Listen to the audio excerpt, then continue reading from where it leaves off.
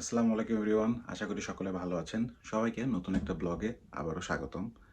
আজকের ব্লগে যে বিষয়টি নিয়ে আলোচনা করব সেটা হচ্ছে আপনি যদি বাইরে যে কোনো দেশে ভার্সিটির জন্য অ্যাপ্লাই করেন সেক্ষেত্রে বেশ কিছু ডকুমেন্টস লাগে। তার মধ্যে one of the main documents হচ্ছে এসওপি।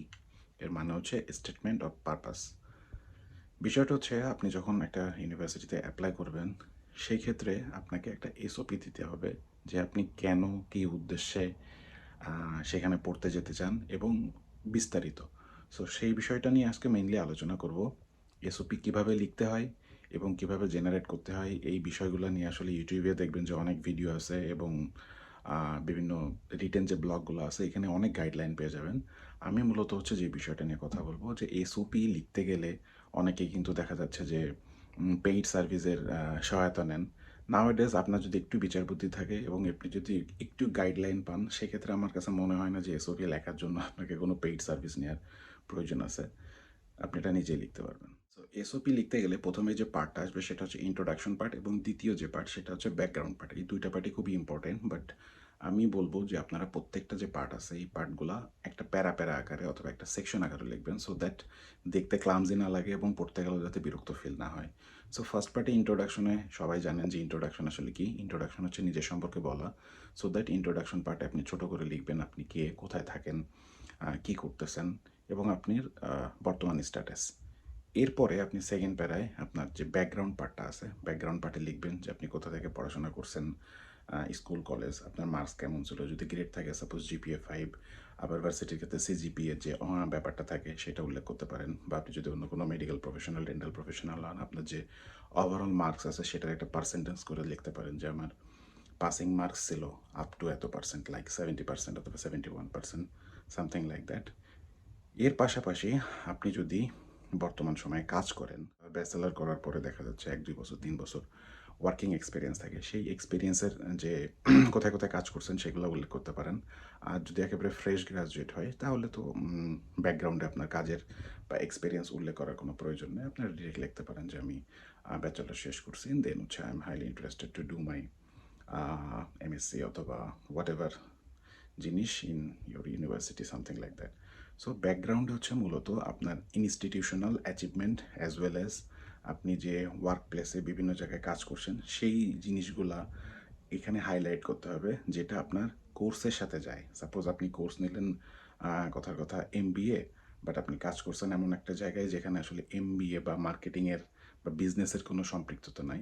সেই বিষয়গুলো একটু খেয়াল রাখবেন যে আপনি যেখানে যেখানে কাজ করছেন ওই ওয়ার্কিং এক্সপিরিয়েন্সগুলো পরবর্তীতে হচ্ছে আপনার যে ব্যাকগ্রাউন্ডে লিখবেন যে এই ওয়ার্ক এক্সপিরিয়েন্স আপনার আছে, এটা আপনার পরবর্তীতে এই সাবজেক্টে পড়াশোনা করলে আপনার ওয়ার্কটাকে বা আপনার ওয়ার্ক এক্সপিরিয়েন্সটাকে, ওয়ার্ক এনভায়রনমেন্টটাকে এবং আপনাকে স্কিলফুল করতে সাহায্য করবে। এই বিষয়টা আসলে খেয়াল রাখতে হবে। এরপরে যে সেকশনটা থাকবে সেটা হচ্ছে why you have chosen this course. So এখানে আপনাকে বৃত্তান্তভাবে লিখতে হবে আপনি কেন এই কোর্সটা করতে আগ্রহী।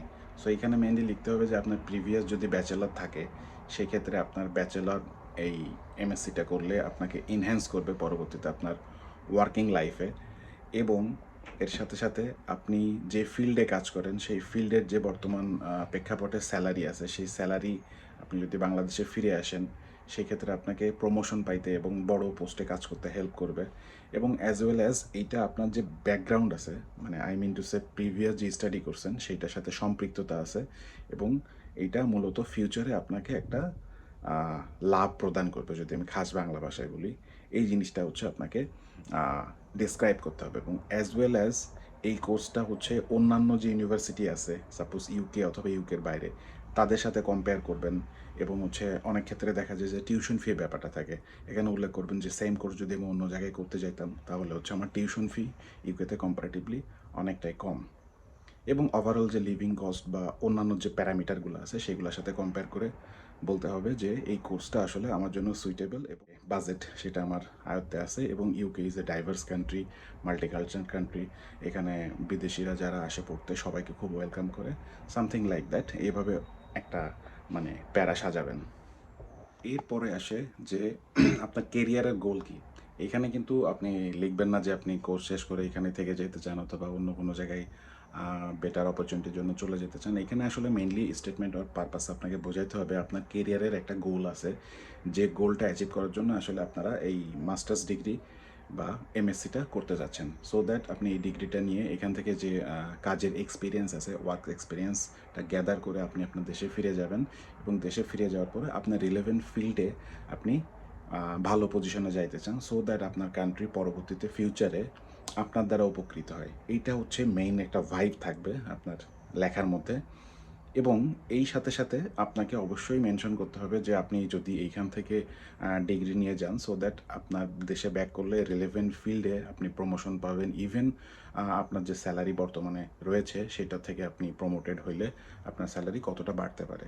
সো এখানে আমি বলবো যে রিলেভেন্সি লেখা উচিত। সাপোজ আপনি যদি এখন 50,000 টাকা থেকে 60,000 টাকা বেতন পান, সো আপনি যখন ডিগ্রিটা করে ব্যাক করবেন তখন আপনার বেতন একবারে লাভ দিয়ে 5 লাখ হবে, এরকম ইরিলেভেন্ট কথা লেখা যাবে না। সো লিখতে হবে সাপোজ আপনি যদি এখন 50,000 পেয়ে থাকেন, আপনার কোর্সটা করলে ইনিশিয়ালি আপনি প্রমোটেড হয়ে দেখা যাচ্ছে যে 80 to 90,000 অথবা 1 lakh 1,10,000 according to your field, যে ফিল্ডে আপনার মানে মুদ্রা কথা হচ্ছে রিলেভেন্সি থাকা লাগবে, যে আপনার বর্তমান বেতন এত, এবং আপনি এই কোর্সটা করে দেশে ব্যাক করলে ভালো জায়গায় অপরচুনিটি পাবেন, এবং আপনার কেরিয়ারের যে একটা গ্রোথ বা ডেভেলপমেন্টে এই কোর্সটা আসলে হেল্প করবে, অ্যাজ ওয়েল অ্যাজ ফিনান্সিয়ালি আপনাকে স্বাবলম্বী করে তুলবে। এই বিষয়টা অবশ্যই উল্লেখ করতে হবে। এরপরে যে আপনি স্টেটমেন্ট অফ পারপাসটা লিখতেছেন, এটা আসলে ভার্সিটিকে উল্লেখ করে লিখতেছেন। সো আপনাকে বলতে হবে যে দুনিয়াতে এত ভার্সিটি থাকতে আপনি কেন এই ভার্সিটিতে আসতে আগ্রহী, এবং আপনি যদি এই স্পেসিফিক ইংল্যান্ডের কথা বলেন, ইংল্যান্ডেও এত ভার্সিটি থাকতে আপনি কেন স্পেসিফিক এই ভার্সিটিতে আসতেই আগ্রহী। সো মুদ্রা কথা হচ্ছে আপনাকে ক্লিয়ারলি বেশ কিছু পয়েন্টের সাথে উল্লেখ করতে হবে আপনি কেন এই ভার্সিটিতে পড়তে আগ্রহী। সো এগেইন সেম কথা, যে ইংল্যান্ড আসলে হচ্ছে আপনার অনেক ডাইভার্স এবং মাল্টিকালচার একটা country, English speaking country is one of the good reason. Then হচ্ছে আপনার আপনি যে ভার্সিটিতে যাচ্ছেন ওই ভার্সিটির যে টিউশন ফি কম্পেয়ার করবেন কয়েকটা ভার্সিটির সাথে যাদের টিউশন ফি বেশি। যেমন আমি যদি র্যান্ডমলি বলি, অক্সফোর্ড এবং আপনার অন্যান্য যে ভার্সিটিগুলো আছে এই হাই লেভেলের আর কি, কিংস কলেজ আছে, এগুলোতে কিন্তু টিউশন ফি অনেক বেশি থাকে। সো আপনি আপনার ভার্সিটির কথা বলবেন যে আমার ভার্সিটিতে টিউশন ফি এত, কম্পারেটিভলি আদার ভার্সিটিতে এত বেশি দেখাবেন। সো আপনি যেহেতু আপনার বাজেটের মধ্যে আছে সেই জন্য আপনি এই ইউনিভার্সিটিতে অ্যাপ্লাই করতে যাচ্ছেন। এরপরে হচ্ছে আপনার পার্টিকুলার সাবজেক্ট। আমরা সবাই একটা কমন কথা জানি, সব ইউনিভার্সিটি অথবা সব প্রতিষ্ঠান সবগুলো সাবজেক্টের জন্য ভালো হয় না। সো আপনি পার্টিকুলারলি যে সাবজেক্টে পড়াশোনা করতে আসতেছেন সেই সাবজেক্ট আপনার ভার্সিটিতে কতটুকু ফ্রুটফুল, এবং এইটা আসলে লাস্ট কয়েক বছরে কতটুকু অ্যাচিভমেন্ট করছে। সাপোজ কতজন স্টুডেন্ট পাশ করে যাওয়ার পরে এই ভার্সিটি থেকে ভালো জব পাইছে, অথবা এই ভার্সিটির র্যাঙ্ক কত ওয়ার্ল্ড ওয়াইড, ইউকের মধ্যে কত। এই জিনিসগুলো একটু নেটে থেকে সার্চ করবেন, এগুলো ইউনিভার্সিটি ওয়েবসাইটে থাকে, অথবা নেটেও যদি আপনি সার্চ দেন যে অমুক university world ranking something like that, এই ইনফরমেশনগুলো কিন্তু আপনারা ইন্টারনেট পেয়ে যাবেন। সো এগুলো একটু ঘাটাঘাটি করে আপনারা হচ্ছে উল্লেখ করবেন। এ বাদে হচ্ছে আপনার স্পেসিফিক এরিয়া আছে, যেমন সাপোজ আমি যদি বলি যে ইউকেরই বিভিন্ন পার্ট আছে। সো আপনার যদি কোনো রিলেটিভ থেকে থাকে, অথবা আপনার যদি কোনো স্পেসিফিক এরিয়া পছন্দ থাকে, সাপোজ অনেকে পছন্দ করে বার্মিংহাম, অনেকে লন্ডন, অনেকে ম্যানচেস্টার, অনেকে লিভারপুল। সো অনেকগুলো পার্ট আছে। এখন আপনার ইউনিভার্সিটিটা কোথায় অবস্থিত, সেইখানকার জিওগ্রাফিক্যাল যে এরিয়া আছে, এই এরিয়াগুলো আপনার পছন্দ, অথবা আপনার এই এরিয়াটা হচ্ছে প্রিফারেন্সের জায়গা। সো ওভারঅল এইসব বিষয়গুলা উল্লেখ করে আপনাকে একটা পজিটিভ ইম্প্যাক্ট দেখাইতে হবে এই ইউনিভার্সিটিটা চুজ করার পিছনে, অ্যাজ ওয়েল অ্যাজ ইউনিভার্সিটিতে যে এলাকায় অবস্থিত ওই এলাকার একটু প্রিভিয়াস হিস্ট্রি বলবেন, যে এই ইউনিভার্সিটি অত সালে মানে প্রতিষ্ঠিত হয়েছিল, এবং তারপরে থেকে কন্টিনিউয়াসলি এরা ইন্টারন্যাশনাল স্টুডেন্টকে আপনার হচ্ছে প্রিভিলেজ দিচ্ছে, অথবা এডুকেশন যে সিস্টেমটা সেটা বেটার, এরকম একটু মানে ভালো ভালো ওয়ার্ডস আপনাকে একটু কাহিনী করে লিখতে হবে, সো দ্যাট যে আপনি এই ইউনিভার্সিটিতে আসলে এই কারণে চয়েস করতে চাচ্ছেন, সো দ্যাট তারা বুঝতে পারে যে আপনি আসলে আগ্রহী এবং অরিজিনাল স্টুডেন্ট। আর সর্বশেষে হচ্ছে আমি যদি বলি তাহলে হচ্ছে কনক্লুশন লিখতে হবে। কনক্লুশনের ক্ষেত্রে আপনি অবশ্যই লিখবেন যে আপনি আপনার যে পুরা যে প্রোফাইলটা লিখলেন বা এসওপি লিখলেন, স্টেটমেন্ট অফ পারপাস, এটার মুদ্রা কথা হচ্ছে আপনি এখান থেকে ডিগ্রিটা কালেক্ট করে সেইটা আপনি এখানে এক্সপিরিয়েন্স করবেন, জব এক্সপিরিয়েন্স করে সেই এক্সপিরিয়েন্সটাকে কাজে লাগায় মেইনলি হচ্ছে আপনি আপনার দেশে ফিরে যেয়ে দেশের যে সেক্টর আছে, হেলথ সেক্টর হোক, বিজনেস সেক্টর হোক, ফার্মাসিউটিক্যাল সেক্টর হোক, আপনার রিলেভেন্ট সেক্টরে যে আপনি আসলে সেখানে উন্নতি করতে চাচ্ছেন এবং সেখানে একটা পরিবর্তন এনে আপনার দেশকে এগিয়ে নিতে সাহায্য করতে যাচ্ছেন। এইটাই হবে কনক্লুশনের মেইন পার্ট। এই ছিল মোটামুটি এসওপি বা স্টেটমেন্ট অফ পারপাস রিলেটেড কথাবার্তা।